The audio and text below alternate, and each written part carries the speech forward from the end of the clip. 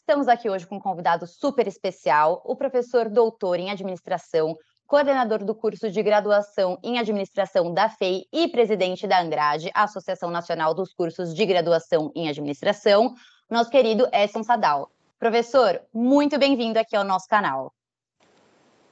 Eu que agradeço, uma boa tarde para todo mundo, obrigado pelo convite. E também estamos aqui com o sócio e fundador da CAT, André Carvalho. Professor, obrigada pela presença. Eu que agradeço, é sempre bom estar com você, Rebeca, professor Sadal. Hoje a gente vai discutir um pouquinho com o professor Sadal os desafios na formação dos profissionais de administração em um mundo com uma inovação tecnológica tão avançada. Então, a gente sabe que a gente está num mundo omnichannel, que a gente mal piscou, as tecnologias já entram, saem. Então, para a gente iniciar a nossa conversa, o que você acredita que hoje em dia esses novos profissionais que estão sendo formados em administração, o que eles precisam ter para conseguir estar nesse mundo cheio de inovações, nesse mundo que tem uma tecnologia que avança tão rapidamente? É uma pergunta importante, né? E, de fato, a resposta não é tão simples, mas para poder falar sobre esse posicionamento, então nós temos uma pesquisa que nós fizemos em fontes primárias e secundárias para poder determinar, né, quais são os elementos chaves na formação do profissional do presente e do futuro. Então, uma delas, sem sombra de dúvida, é o documento formulado pelo Fórum Econômico Mundial, né? Inclusive uma edição recente, lançada nos últimos dias, em 2023. Mas o documento que nós consultamos é de 2020, que diz quais são os requisitos e as competências necessárias para o trabalhador do presente e do futuro. Olhamos também, no âmbito da administração, as novas diretrizes curriculares nacional, que diz quais são as competências esperadas, né, para o futuro administrador. Olhamos uma outra pesquisa muito interessante em que o pesquisador dialogou com cerca de 300 profissionais de várias empresas, de vários portes, setores de atuação em todo o país, né, perguntando sobre quais são as competências para o administrador até 2030. Né? E, finalmente, houve uma consulta a executivos e CEOs e C-levels sobre quais são as competências necessárias, então, para o futuro profissional.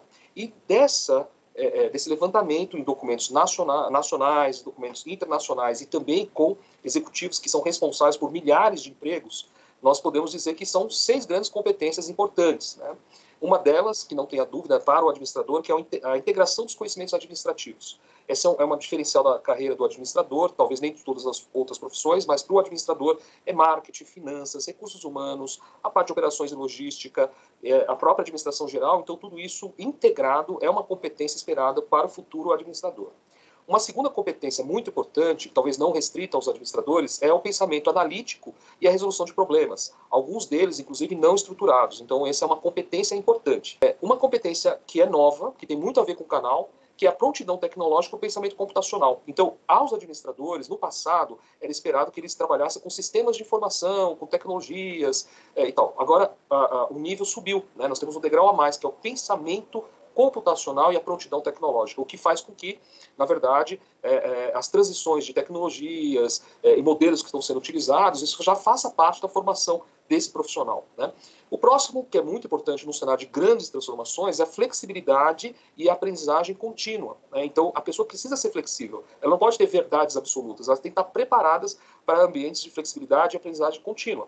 E isso ocorre quando? Quando a pessoa tem noção de que nós estamos dentro de um mundo em constante transformação, de complexidades, de que as grandes convicções elas são perigosas, a gente precisa realmente ter esse senso crítico, né, para ser flexível. Tem uma competência absolutamente relevante, que é como lidar com os aspectos humanos e socioemocionais e cognitivos, ou seja, como lidar com as emoções, trabalhar em equipe, se comunicar, ter resiliência, ter empatia, né, que são elementos humanos, né, e num contexto de grande transformação tecnológica e digital, sem dúvida nenhuma, o aspecto humano tem que ser ressaltado e tem que ser fortalecido. Não é tão simples, é fácil até dizer, mas não é um requisito muito importante aos futuros profissionais. E, finalmente, a sexta competência para os administradores fundamental é a questão da criatividade, da inovação e da postura empreendedora, né? Então, a questão de querer resolver problemas, geração de novos produtos e serviços e até mesmo novos negócios. Então, são essas 6 grandes competências para o futuro profissional da administração, parte delas, inclusive, não apenas para os administradores. Excelente. Realmente é uma aula, né? É uma oportunidade que nós estamos tendo de ter literalmente uma aula. E aí, professor, eu vou aproveitar essa oportunidade e vou ampliar, né, um pouco mais essa pergunta, né? Pegar 3 perspectivas, né? Vamos pegar a perspectiva da instituição, Vamos pegar a perspectiva do professor, do docente, e o senhor já fez uma abordagem do currículo desse discente, do aluno. Vamos pegar esses 3 pilares. Como é que essas 3 perspectivas, um pouco mais para a instituição e para os docentes, um mundo onde o aluno entra numa graduação, que vai levar aí 4 anos, em média, tá? E nesses 4 anos existem mudanças significativas no mercado. Aí eu posso citar, né? Um aluno que está aí no meio da sua graduação em administração, ele viu a hype, né, subir, que foi o metaverso. Só se falava de metaverso, metaverso, metaverso. Durante 2 anos foi isso. E agora eles viram a hype do metaverso diminuir consideravelmente, para alguns mais radicais dizem até sumir, e viu uma nova hype subir, né? Agora é ChatGPT. Só se fala de ChatGPT, inteligência artificial generativa, só se fala disso, disso, disso. Conversei recentemente com um alto executivo de uma Big Tech e ele disse que 60% do tempo dele hoje é só para inteligência artificial generativa. Então é uma nova hype subindo. E como é que fica a instituição, como é que fica o desafio da instituição, como é que fica o desafio para os docentes, né? Porque eles têm que estar se atualizando cada vez mais, e para os discentes, né? Como é que é um aluno que entra na graduação e vê 2 grandes temas aparecerem? Como você vê essa dinâmica? Perfeito. É uma pergunta interessantíssima e a resposta não tem que ser simples, né? Eu baseado em pesquisas que eu fiz, né, exatamente tentando olhar sistemas tradicionais e emergentes em educação e formação. E aí, de um lado, você tem, por exemplo, as plataformas MOOCs e vocês têm os sistemas de microlearnings, que, na verdade, estão sendo confundidas com sistemas tradicionais de ensino das universidades, né? Na verdade, me parece que são sistemas complementares, suplementares e que podem ganhar uma com a outra.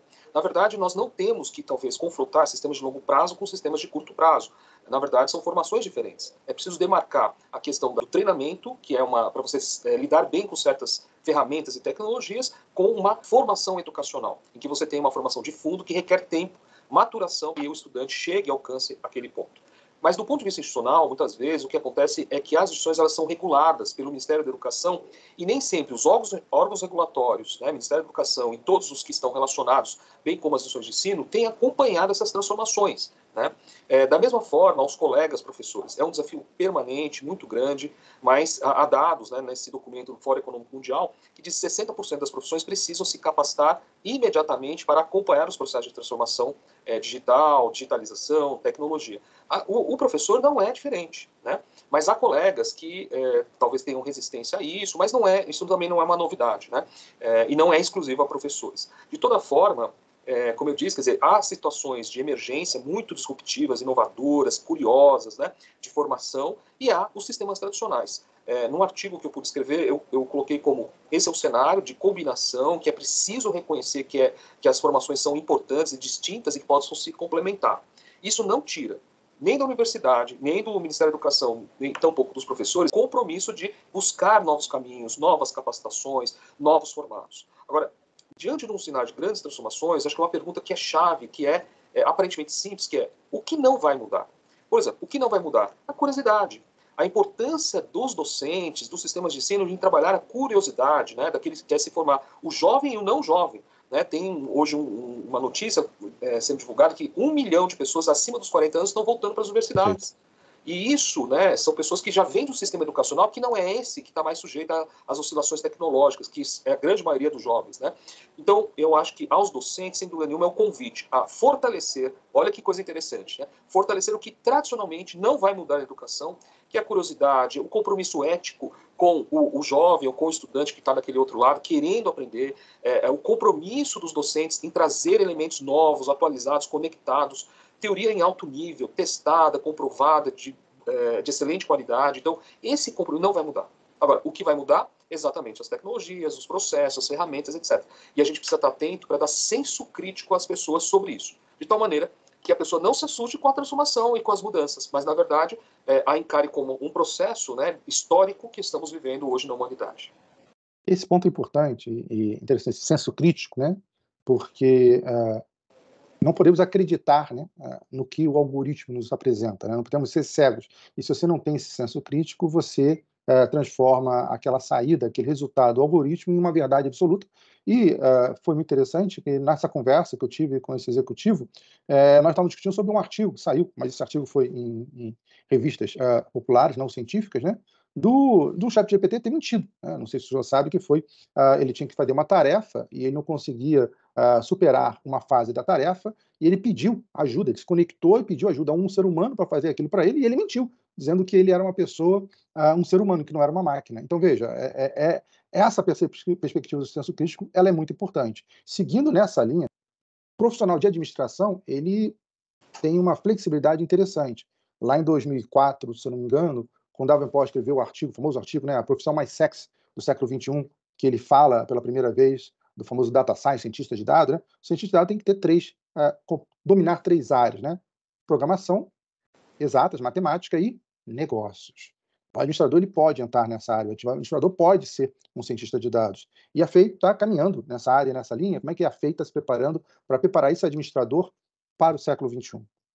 Excelente questão. Eu acho que todas as profissões elas vão ter que, em alguma medida, se aproximar da ciência de dados, da ciência da computação. Outro dia eu levei minha filha, né, para fazer um tratamento dentário, e um dentista estava fazendo uma realidade aumentada da arcada dentária e explicando o tratamento em tempo real, né? E isso foi extremamente importante para a decisão sobre qual tratamento seguir, né? Isso vai acontecer em todas as áreas, não apenas na odontologia, na administração e todas as demais, né? Eu acho que isso não pode ser uma novidade, nem nos assustar, mas, na verdade, a tecnologia estaria a serviço das pessoas, mas as pessoas precisam ter exatamente esse senso de realidade, de como fazer isso, sem nenhum subjugamento, né, de falar, olha, também eu estou sujeito a tudo isso. Não é nem tanto o positivo demais, nem tanto o negativo, mas sim constatar que a tecnologia, né, os sistemas, eles estão a serviço e devem estar a serviço dos seres humanos e dos seus objetivos. Então, na FEI, né, que nós temos tecnologia, engenharia, a administração se aproxima dessas duas áreas. Historicamente, né, ela surgiu em 1941 com a ousadia de ser um curso a responder uma demanda de mercado, né? Isso em 1941, o primeiro curso de administração da América Latina, né? E, novamente, veja só, né, mais de 8 décadas depois, o curso de administração, numa releitura, num repensar, percebe que as demandas têm se alterado, e nesse sentido, e isso que é muito interessante, curioso a comentar, que na própria casa já há muita solução, mas é necessário essa aproximação, essa sinergia. Então, me parece, André, que o futuro também das profissões, elas serão cada vez mais híbridas, e elas estarão relacionadas e interconectadas. E aí, aquela velha máxima, né? Você gosta de exatas, vai para engenharia, gosta de humanas, vai para direito, gosta... Enfim, essas ideias muito generalistas, elas não são mais verdadeiras. Nós vamos encontrar pessoas que gostam de exatas e humanas e, portanto, trabalham com certa área híbrida, né? Então, essas zonas cinzentas, onde tem as maiores e as melhores oportunidades profissionais de estudo e aprendizado. E esse é o convite às pessoas, né? Para que elas se motivem, né, a conhecer coisas novas, a buscar informações, mas não resta dúvida que a questão tecnológica digital estará transversalmente em todas as profissões, qualquer que seja. Então, a gente tem que estar atento, tem que estar atualizados, interessados, e o trabalho que vocês realizam é sensacional nessa direção, e é para onde eu acredito que o mundo dos negócios e das profissões, não apenas negócios, tem caminhado, que é a análise, né, o Big Data Analytics, toda a parte de esforço de compreensão das informações, seja ela escrita, voz, qualquer outro tipo de entrada de informação, que ela possa se transformar em algo estratégico, de tomar decisão e novos rumos. A CAT, ela nasce, a CAT é uma startup brasileira, e é interessante, é muito bom estar recebendo o senhor hoje aqui. Já tivemos a oportunidade de receber outros professores, né? Porque ela nasce em parte da academia, né? A parte do algoritmo da CAT vem da minha dissertação de mestrado. E a CAT 3.0 vai ser a aplicação da minha tese de doutorado, ou seja, é a academia se encontrando com o mercado corporativo. A academia, eu tinha o conhecimento, me uni aos meus sócios que já tinham uma empresa vencedora, uma empresa de desenvolvimento de software, uma empresa grande de desenvolvimento de software, tá? Nasceu a CAT. Essa aqui a minha pergunta para o senhor. Como o senhor vê o lado empreendedor, né? Porque desenvolver esse lado empreendedor é importante. E o Yuval Harari, no livro Domus Deus, ele já falou, recentemente, o Vale do Silício vem resgatando um conceito que já foi apresentado aqui no Brasil, da renda mínima, renda básica, nesse sentido de ter uma renda mínima para as pessoas, porque vai ter um grupo de pessoas que não vão conseguir se recolocar, né, porque o nível cada vez está aumentando da exigência, né? Então, estabelecer, criar, desenvolver esse espírito empreendedor nos alunos de graduação pode ser extremamente saudável para todos, né? Para os alunos, para o mercado, para a sociedade. Como é que o senhor vê essa perspectiva de empreendedorismo para os alunos? Eu fui empreendedor desde os 11 anos de idade, estava contando isso num evento ontem, e pesquiso empreendedorismo público, empreendi enquanto universitário, pós-universitário, etc. Mas eu tenho que dizer, eu acho que é uma perspectiva colaborativa, né, com o canal, com essa entrevista, de que a gente precisa prestar atenção no potencial humano e na ideia necessária do protagonismo do jovem, em que ele possa fazer a diferença em suas vidas, que enxergue no empreendedorismo não como uma inevitabilidade da falta de emprego, ou eu tenho que fazer porque o mercado quer. Eu acho que essa é uma compreensão bastante limitada do que se refere ao empreendedorismo. O empreendedorismo, profundamente, é o encontro entre aquilo que a pessoa tem como vocação para a sua vida e seu trabalho. Né, em que ela possa entender que a nossa vida, nós não viemos aqui para sobreviver e assistir passivamente à vida diante dos nossos olhos. Nós estamos aqui para fazer a diferença, nós estamos aqui para realizar, para nos realizar e chegar ao bom termo em que, ao fazer o que gosta, realmente é o encontro dessa vocação, fazer a diferença na sua própria vida e na vida das outras pessoas. Esta compreensão do empreendedorismo é absolutamente necessária. Por quê? Porque muitas pessoas estão preocupadas. Será que eu vou ter emprego? Será que eu vou ter trabalho? Será que eu vou fazer isso? Quando, na verdade, né, se você está habilitado a resolver problemas, se você está habilitado a desenvolver algo, um produto, um serviço, que de fato resolve o problema das pessoas, você está preparado para qualquer profissão. Eu acho que a dificuldade que se tem hoje nas formações tradicionais é que você forma mão de obra. E aí eu sempre falo, na verdade, a necessidade é de cabeça de obra. Tem que ser muito mais mental, intelectual do que mão. Mas agora eu vou colocar mais um nível. Nós temos que criar a parte também da coerência entre o que a gente pensa, o que a gente sente e o que a gente faz. E essa coerência que a gente tem que buscar no empreendedorismo. Ela não pode ser tão somente, eu vou empreender porque eu vou ficar rico. Nada contra ficar rico, e eu espero que todos possam ficar ricos, inclusive. Mas a questão é, não me parece que esse deveria ser o drive principal, mas, sobretudo, o encontro consigo mesmo, com o seu melhor, e que a vida seja a oportunidade, né, de se realizar plenamente. Eu tenho aqui mais do que uma pergunta, talvez uma provocação. Tá? Eu estou iniciando o meu pós-doutorado, no estágio de pós-doutorado na FEI, sob a supervisão do professor Roberto Bernardi. Nós vamos estudar a questão de governança das Deep Tech Innovations. Então, aí agora é muito mais uma opinião de um estudioso, uma opinião de alguém que está antenado com o mercado, que conversa com executivos e executivas, que conversa com docentes. Como é que o senhor vê a questão da perspectiva da ética nas Deep Innovations, né? Nós estamos falando aqui de inovação extremamente disruptiva. Não estou falando aqui do processo de uma inovação incremental, uma H1, né, que seria um processo de automação de um processo. Não, estou falando de trazer algo que altera completamente o status quo. Como está sendo uma possibilidade ainda não temos casos assim muito reais, impactantes, do ChatGPT. Mas como é que é a questão ética? Como é que nós vamos discutir a ética de algo que está sendo apresentado? E essa inovação está cada vez mais acelerada em health techs, em martechs, em HR techs, em edutechs. Como é que fica a questão da ética, a perspectiva ética nesse mundo? Essa pergunta talvez seja a mais importante de todas. Eu queria só fazer uma analogia simples para poder dar a minha resposta, que é a seguinte. Tudo que é exagerado pode fazer mal, inclusive o amor. O amor, que é uma coisa aparentemente positiva, se exagerado, pode levar a situações negativas. O remédio que salva, e que sara e cura, pode matar, dependendo da dose. E aí que eu vejo a necessidade cada vez maior da combinação entre as competências humanas e tecnológicas. Não é um ou outro, mas os dois. E os dois precisam caminhar, né, de forma harmônica, coerente, de tal forma que ambos possam ganhar. Né? Eu acho que o receio que nós temos hoje é justamente pessoas querendo delargar, né, suas competências humanas para as tecnologias, o que não pode, evidentemente que não. Né? Então, a questão da ética, as que atuam nas deep techs e em todas as áreas de tecnologia, né, as edtechs, health techs, agritechs, entre outras, né, é o compromisso com as pessoas, né, com o seu bem-estar, com a consciência da profundidade com o que a tecnologia pode mexer na mentalidade, no raciocínio, na inteligência humana, inclusive sobre aspectos emocionais, né? Então, evidentemente que na dose correta faz muito bem, mas exageradamente pode fazer muito mal. Então, essa questão ética, né, que perpassa por todas as nossas atividades, e eu felicito essa pergunta, porque essa é a pergunta-chave que todos nós, educadores, executivos, empreendedores, profissionais, temos que ter sempre em mente. Qual é o nosso compromisso e qual é a dose que nós vamos usar dos nossos conhecimentos em benefício das pessoas. Né? E se for algo em um projeto meramente individualista e sem o compromisso do bem-estar com as pessoas, não me parece um caminho adequado. Então, a questão ética e moral daquilo que nós fazemos é fundamental, e a reflexão que todos nós temos que ter exatamente é essa, né? De que a gente não deve Na verdade, o mesmo instrumento pode ser usado para o bem ou para o mal, para coisas boas ou coisas ruins. A dosagem é chave.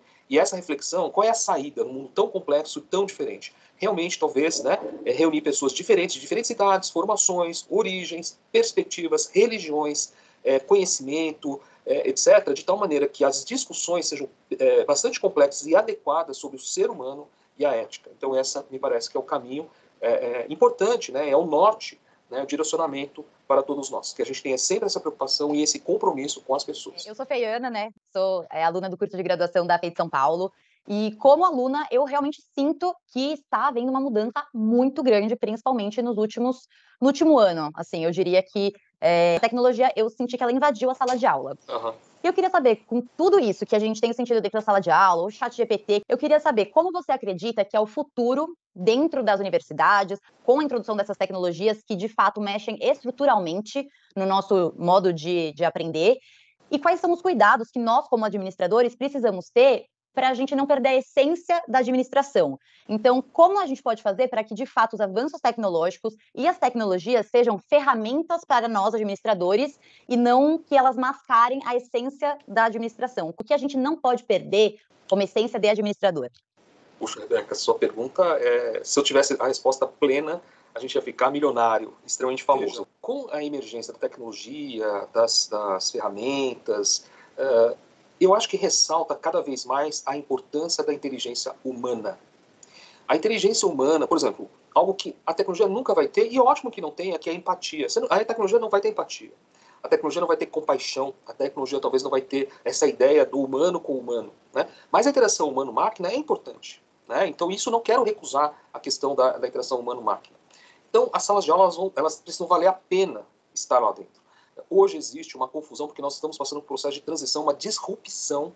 E aí, nesse sentido, há colegas professores muito competentes, muito inteligentes, muito dedicados, mas que talvez estejam no paradigma do conhecimento e do conteúdo como chave, quando, na verdade, conteúdo e conhecimento é abundante. E aí a dificuldade é entrar no novo processo em que o aprendizado e o ensino tem que estar focado exatamente em dar competência ao estudante a não apenas acessar conteúdos conhecimentos, mas lidar com tudo isso. Quer dizer, como que você lida com o mar, com excesso, né, de comunicação? O que eu devo confiar e aquilo que eu devo desconfiar? Como que eu vou lidar com tudo isso? Né? Então, os modelos anteriores trabalhavam dentro de um paradigma em que conhecimento e conteúdo era a base daquilo que se ensinava. E hoje tem colegas achando que eu tenho que abrir mão de tudo isso para poder trabalhar dinâmicas e tal. Não é um exagero, não é tanto o céu e a terra. Conteúdos e conhecimentos são importantes, mas elas precisam estar a reboque de uma outra forma, de um outro contexto de aprendizagem. Os estudantes querem vir para as escolas, para as faculdades, para as salas de aula, para um aprendizado significativo, que ele não vai encontrar nos livros, que ele não vai encontrar no vídeo do rede social, mas que ele quer encontrar no professor, um facilitador, aquele que possa questionar, mas ajudar a conectar questões muito complexas que não é o livro que vai resolver, não é o vídeo que vai resolver, não é a fala isolada que vai resolver. Por isso que ele tem que estar em sala de aula.